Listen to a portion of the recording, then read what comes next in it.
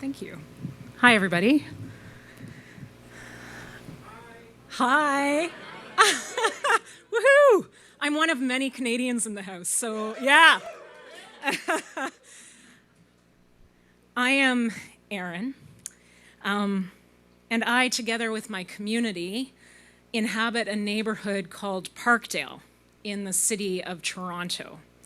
We welcome all people while making very intentional space for those who are often kept in the margins.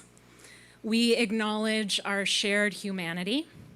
We do not have a building of our own, but instead have partnerships with organizations that do. We are nomads with a schedule, is what we like to say. We are the Dale.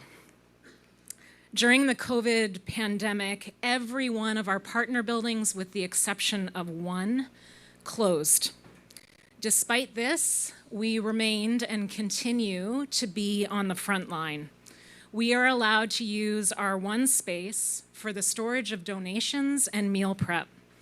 Otherwise, we are outside, rain, snow, or shine, to share meals, provide supplies to those living outside or precariously housed, nurture friendships, gather to explore our spirituality, and practice presence in our neighborhood. If somebody is wondering where to find us, a good bet is the main thoroughfare in Parkdale, Queen Street West. We are usually on a corner or visiting somebody on a bench, or checking in with other neighbors and store owners, also people we count as friends. Capital Espresso is one such place, a coffee shop that knows me, the staff, and many of our community members by name. They give us enormous bags of muffins, actually, and remember how we take our coffee. My longtime friend, Ronnie, panhandles outside Capital Espresso. We always joke that you will hear Ronnie before you actually see him, his booming voice announcing his imminent arrival, or the score of the hockey game, or his need of a cigarette. Ronnie does a mean impression of Mick Jagger and Elvis Presley, moves included. Every time I see him, he asks me how my heart is and patiently listens to my reply, even if it means missing out on change from a person passing by. One particularly cold and snowy Sunday, we were walking along the strip and unsurprisingly saw Ronnie outside Capital Espresso, tucked into the bus shelter and sitting on a walker. I popped my head in to say hello and was immediately taken aback. Ronnie was shivering and struggling to eat and uncharacteristically subdued. We talked about what might be most helpful to him.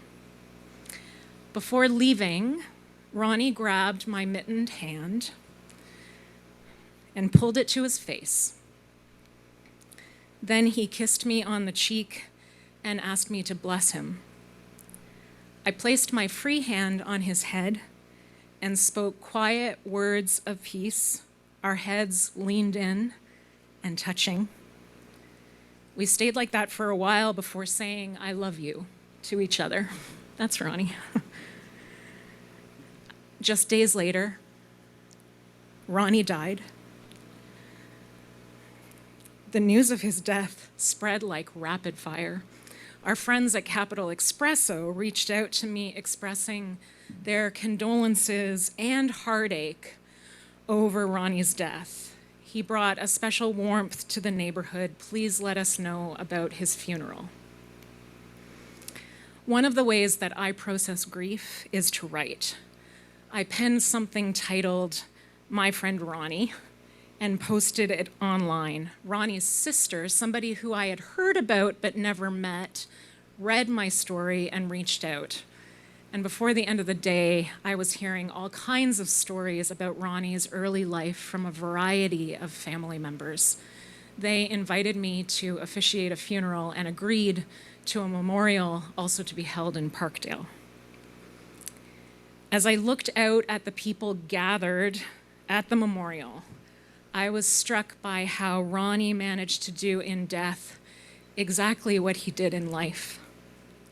welcome people, whatever their circumstances. The space was filled with family, friends, and neighbors, including staff of Capital Espresso. His best buddy brought the hat that Ronnie panhandled with and laid it in the middle aisle. People began to fill it with tobacco and money, feathers, and a cheap bottle of sherry.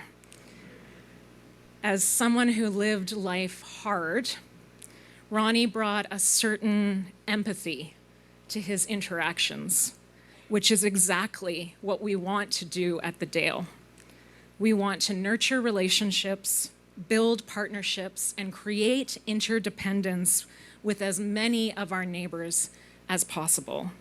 We love Parkdale, and we love each other. Thank you.